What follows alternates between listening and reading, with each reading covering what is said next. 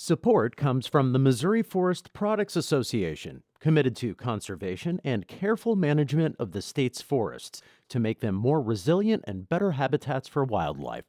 ChooseWood.com. Welcome to St. Louis on the Air. I'm Sarah Fenske. Today, we're talking to some of the most essential people in our area as we face down the coronavirus.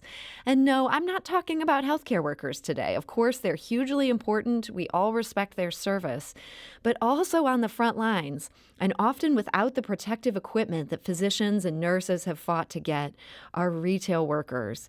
And no matter how bad things get, we need groceries. And yes, we also need toilet paper. And so the people who sell them to us have become essential, even though in many cases they're not making even $15 an hour. So what kind of protections could help them right now? Well, we're going to talk about that today, and we're talking to David Cook. He's the president of United Food and Commercial Workers Local 655. That's the union that represents nearly 10,000 grocery, pharmacy, and retail workers in eastern Missouri. David Cook, welcome to the show. Thank you so much for having me, Sarah. Pleasure to be here, to be able to give a voice to the public as to what the workers I represent and all workers are going through in the public sector right now. And there is so much that these workers are going through. But before we get into some of the details, I want to talk about something that I think is even breaking news at this point. And that is that your union is issuing a call for action. Even as we speak right now, you're sending a letter to the governor. Well, what are you asking for in that letter?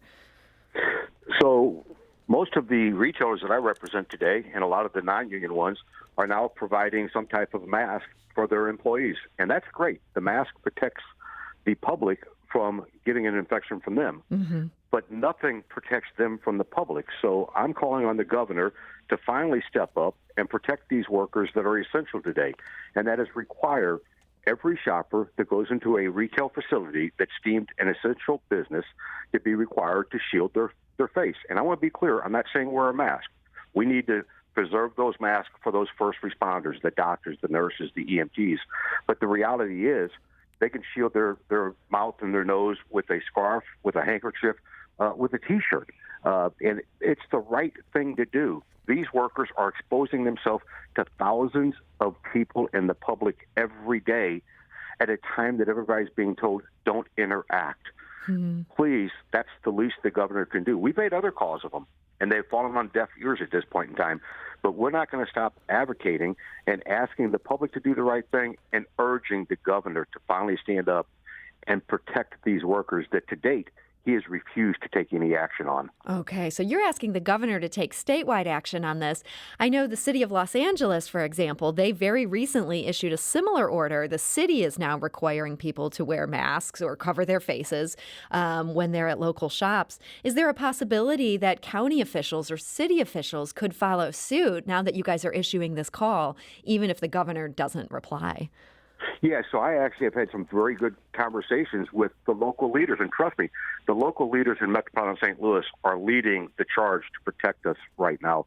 It's not coming from Jefferson City. I've talked to the county executive, Dr. Sam Page, extensively about this subject, and he is on board 100%. Now, being on board 100% doesn't mean today he's going to mandate it, but he is going to be releasing a statement that he strongly urges and pleads with the public to shield their faces while shopping in public venues. I think in the days and weeks to come, you'll see him move that policy, but to flip the switch today is not feasible. And I've sent a letter to all the three county executives, Jefferson County, St. Charles County, St. Louis County, and the St. Louis City today, asking all the officials to take local action to protect these workers that are serving us. I mean, we need to eat. Mm-hmm. We don't have restaurants to go to today. There's more groceries being bought than there ever has been because people are eating at home, and my workers and all grocery and retail workers across Missouri are being subjected to an unknown amount of virus on a daily basis. Mm-hmm. Well, so for those of you listening, you've heard it here first. David Cook, who is the president of the union representing these grocery, pharmacy, and retail workers, they're asking the governor to require people to wear a face covering in shops, and they're asking you to do it. You don't have to wait for the governor's order. This is something that's really important to David's membership. And our second guest today is also going to speak from that perspective of somebody who works in these stores. She's a grocery store worker worker at a store where the workforce is not represented by a union, and her name is Chris Dean. She's actually the co-founder of a movement that seeks to advocate for frontline workers like herself. So, Chris Dean, welcome to the show. Thank you so much for having me. We're very happy to be on the show today. Now, Chris, your movement, you call it Who We Are. What made you choose that name for it? It's actually the Who Are We movement. And, I was with some coworkers and fellow grocery store colleagues just discussing, the state of the world being grocery store workers in a pandemic, and we didn't ask to be frontline workers. We didn't ask to be heroes. Who are we to be called upon to sacrifice our lives so that people can get their groceries? Who are we to call out our government and our employers for not standing up and not keeping us safe? Our lives matter. We need to join across industries. It's not just grocery store workers that are exposed, that are unsafe at work. The Who Are We movement wants to join workers across all industries to let them know that we have a voice and that we can stand up and we deserve to be safe. And Chris, if people want to get more information about this movement, that's Who Are We, what would be the best place for them to go or to connect with people in this movement? Yeah, right now the best place to connect is our website at whoarewemovement.org. There we have a kind of our demands as well as current actions that are going on throughout the nation as workers are standing up and showing, our employers and the companies that we have, a power to our voice. So definitely check out our website. Again, that's whoarewemovement.org. Another place to check us out is on Twitter, Facebook, and on Instagram. Instagram at Who Are We Movement, Facebook, Who Are We Movement, and also on Twitter and Who Are We Movement, and that's MVMNT. Okay. And with both Chris and David, we're going to get into some of the additional things that they would like to see happen here to protect these workers in just a moment. But we do want to invite you to join this conversation. Are you on the front lines of this pandemic, and do you feel like you're sufficiently protected? You can give us a call at 314-382-8255. That's 382-TALK. Or you can send us a tweet at STL on Air. You can also email us at STL or talk at STLpublicradio.org. David, something I did want to ask you about. You mentioned that pleas to Governor Parson have gone on deaf ears. I know other states have designated grocery store workers as first responders. That's something you've asked for here. What would that do if the governor made a designation like that? There's multiple things that would go for all the workers, and it would give them high priority for testing and protective equipment. Now, I understand today tests are not available. I understand today equipment is not available, but it would also include child care benefits for these workers, because remember, schools are shut down. Mm-hmm. People like Chris that have children, they're expected to go in and serve the public, and they have a child care crisis right now. There's a multitude. In addition to that, if they were deemed as first responders, they would not have to prove that they became ill, that it was because of the job. They would automatically defer to workers' compensation, and their health care benefits would be covered. Instead, he's refusing to take any action on behalf of my members, my partners that I represent, people like Chris and people in Chris's movement. It's not acceptable to wait for local officials to take action. They don't have the authority to make these classifications. Mm-hmm. But and truly, when it comes to testing and protective equipment, I've never said that our workers should get it before the doctors, nurses, EMTs, but they ought to fall in line today. Make the designation today to recognize these people that, as Chris eloquently said, are putting their lives on the line when they never asked to. And they're showing up to work in record numbers. We have a better attendance today than we've ever had in the unionized grocery stores, because these individuals are dedicated to serving the public. A little protection, a little help. We don't need thanks. The governor has been very gracious with his thanks. We need a little action.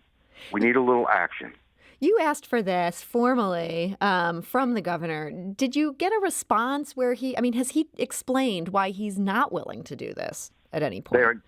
Yes, in one of his press conferences, he said they're not first responders. Mm-hmm. They're not first responders. Doctors, nurses, and police and fire are first responders. These people are not first responders. He has asked a question about it yesterday, and said clearly, they are not going to be deemed as first responders. It's not an acceptable position. Chris is making a moderate wage, as are my workers, and here they are putting their lives on the line. They deserve recognition today. And I'm not saying in 2021 they should be deemed as first responders, but in this crisis, they deserve that recognition. They deserve being put to the front of the line, right behind the doctors and nurses and EMTs and police and fire. That's where they ought to fall, right there, not behind anybody else. Chris, I know that being designated as a first responder, that's definitely something you support. What are some other things that you would like to see change in terms of policies or procedures or just additional protections for grocery workers and other frontline people like yourself? Yeah, I would love to piggyback off of Dave, and I think it's great to call for an action from the governor and ask for everyone to wear masks in public. My parents are in LA County, and I talked to my mother this morning, and she let me know that's what they're doing. So it is possible for our government to put things into place. But that's, on the big picture. For us in the stores, dealing with the public is dangerous. Just because we put up, plexiglass in front of us, what if there's a customer behind us or another person ringing up somebody else? All of these measures, like David's saying, are going to help the public. But when are we actually going to put policies in place to help the actual people? We should have, it's 2020, we should have the option of grocery store pickup and delivery only. Curbside transactions. We don't need people to come in and pick which of the 17 peppers they want. You want a red pepper, you get a red pepper. Let us do the shopping for you on the inside. I think we need to call for a bigger change. Just limiting the amount of customers coming in, that's great. That helps the customers that are coming in and leaving while they're in there at that time. But the people who are bringing up the customers are still dealing with thousands of people a day. The mask that we wear only help us prevent it from giving us to somebody else, but it doesn't prevent someone else to give it to us. Mm-hmm. I think that's a great point. These are not those N95 masks. Those, of course, are reserved for healthcare workers. And right, so, as they should be. Mm-hmm. So we need to take steps now to keep the healthcare workers safe. We need to reserve these things for the people who need them, who are out there risking their lives with people who definitely have the coronavirus. We are dying. Grocery store workers are dying. I'm not sure if you know this, but a Trader Joe's employee was confirmed to have died. 2 Walmart employees in Chicago have died.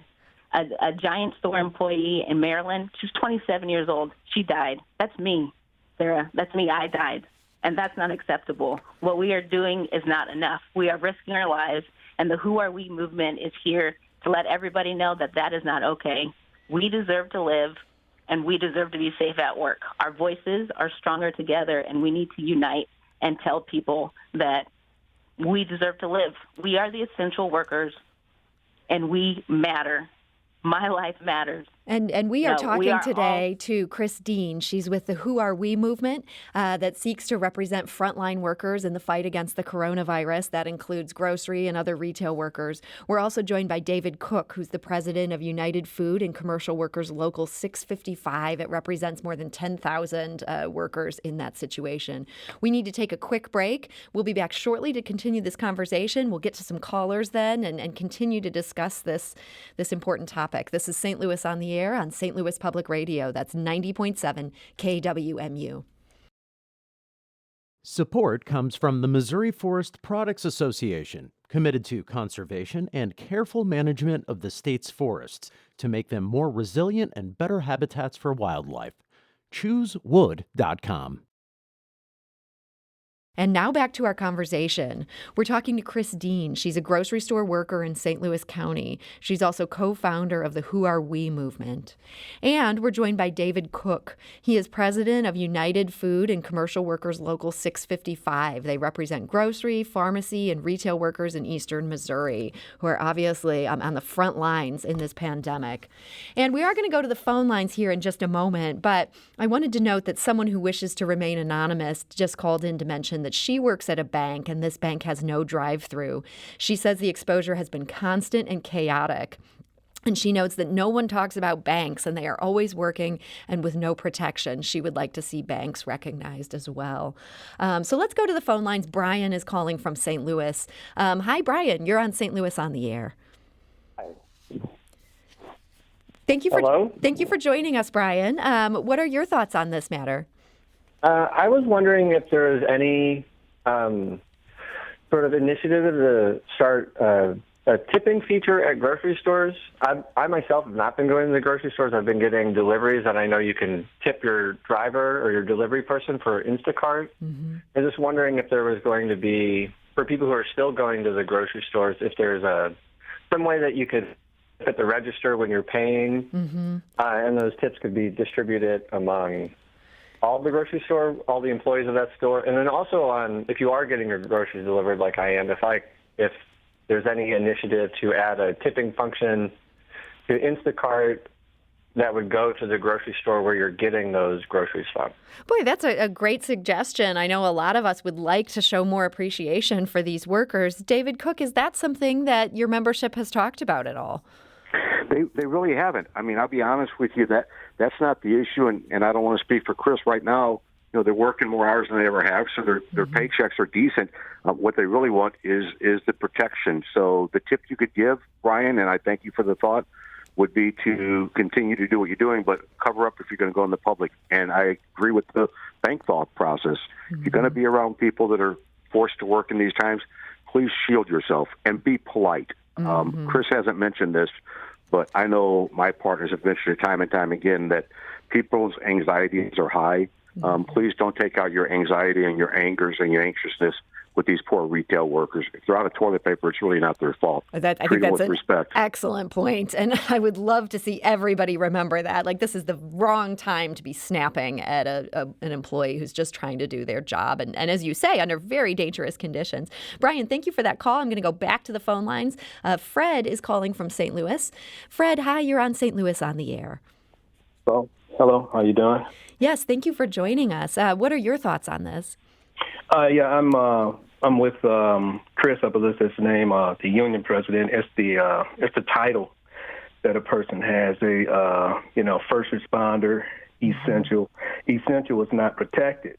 Custodians, they fall under the essential category, and they need to be protected because the doctors and firemen and police, they're the ones that's cleaning their restrooms and vacuuming and wiping off their desks and doing all this type stuff. So I think they need to get that essential title because they're even more important, Fred, it sounds like this issue of custodians is near and dear to your heart. Is that a field that you work in yourself? Fred? And I just, and being in GIS, I look at a lot of the data and things like that. This coronavirus is spreading, and it's very dangerous. And I believe the custodial, everybody who's still out there getting up, going to work should be under that protective title as a first responder. Yeah, Fred, I think that's a great point, and thank you for sharing your perspective on this. David, would you support adding custodians under that first responder label? I think absolutely, and let's take that a step further. When you have these individuals that are working in the hospitals, we talk about the doctors and nurses, and they're heroes. They really are. I commend them. But those hospitals aren't going to run without the janitors that are going to clean up around them. They're not going to run without the nurses' aides. Those are all essential jobs, first responding jobs, and I agree. If in today's world you have to report to work when the entire country is being told to stay home, I think you meet the criteria of a first responder. Whether you're a bank teller, whether you're a janitor, whether you're a food worker or not. Mm-hmm. I think that's a great point. Chris, I wanted to go back to your experience.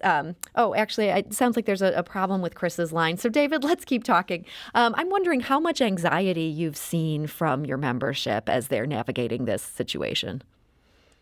I've never seen such high anxiety in my life. I never thought I'd be dealing with life rather than wages and benefits. As a union president, starting in the stores, I'm used to bargaining contracts and advocating for workers to get better pay, benefits, protections. And here I am today in 2020 trying to make decisions to save lives. And I get choked up, I get emotional because I love the members that I represent, and I know what they're going through. The anxiety is extremely high.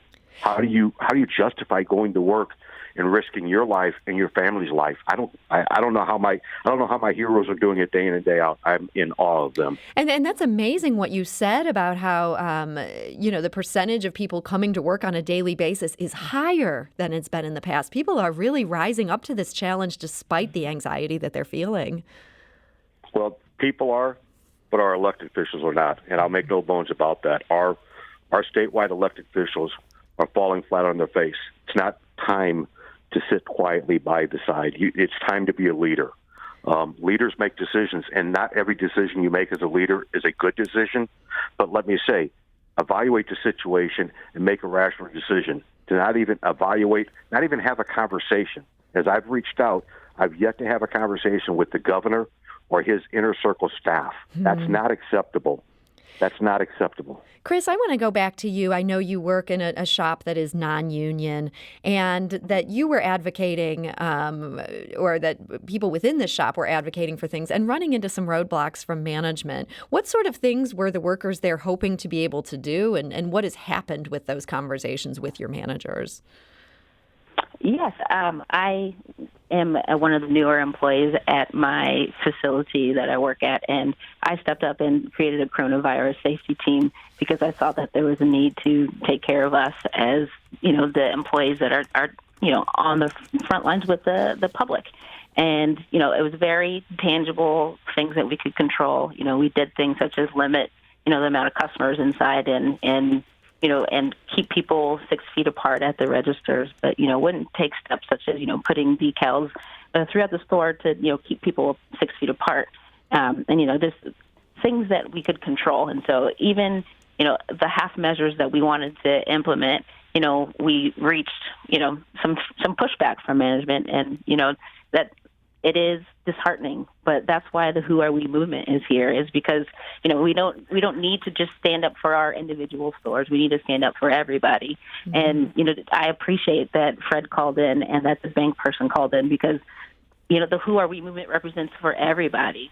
At the grocery stores, you only think about the person who's at the register, but think about how your food got there. Think about the field workers that are out there picking our produce. Think about the drivers that are getting that produce to the warehouse workers. Think about the warehouse workers that are packaging our food.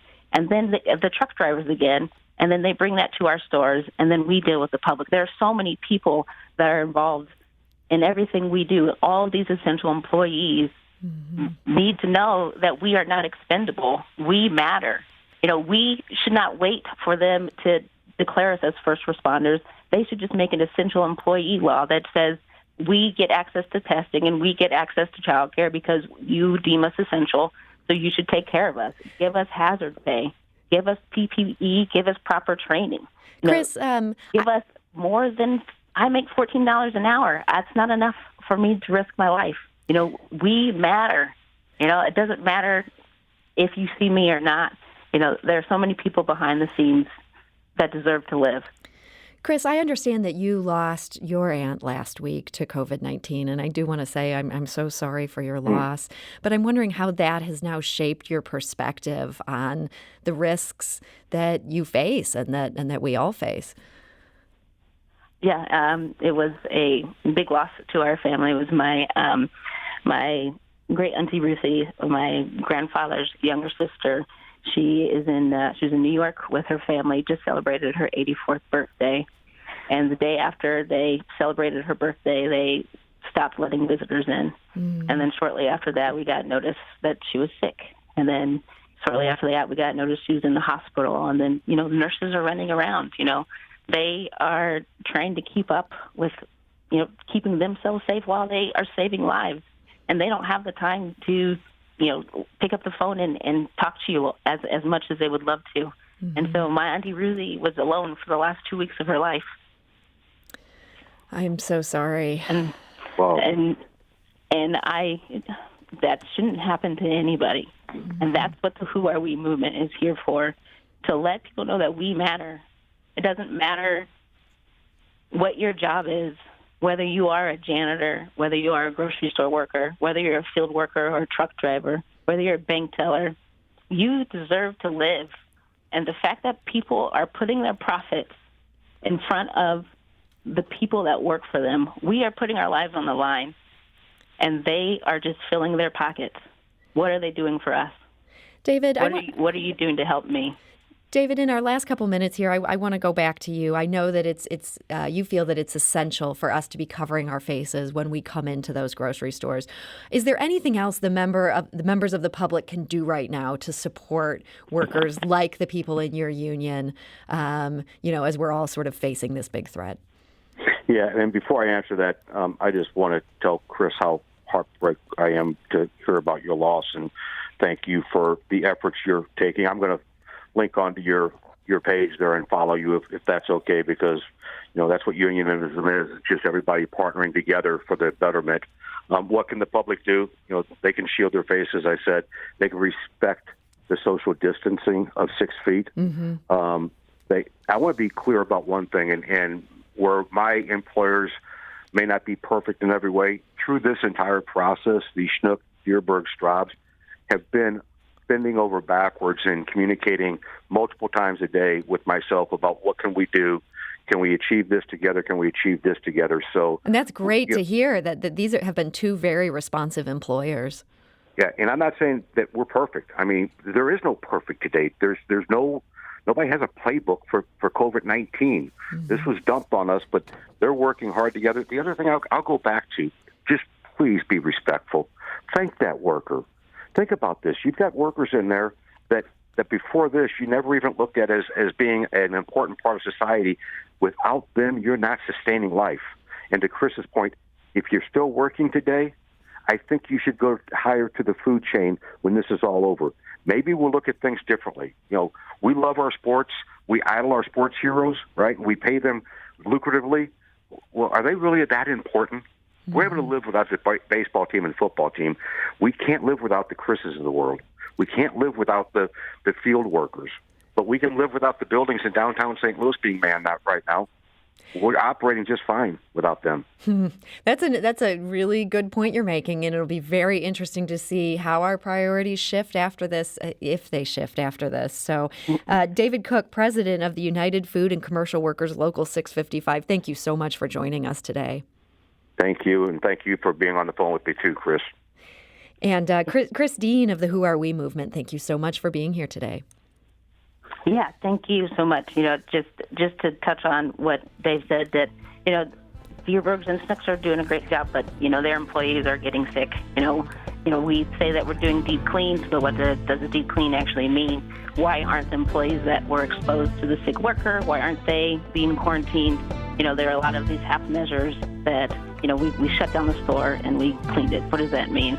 The people that were in close contact with the person that was sick, that is now in close contact with the public. This is why we need to shut down the grocery stores and make it so that it's curbside and delivery transactions only. We can't trust the public to come in wearing a mask that's appropriate to keep me safe. Well, Chris, thank you so much for those thoughts, and thank you for joining us today. This is St. Louis on the Air on St. Louis Public Radio, 90.7 KWMU.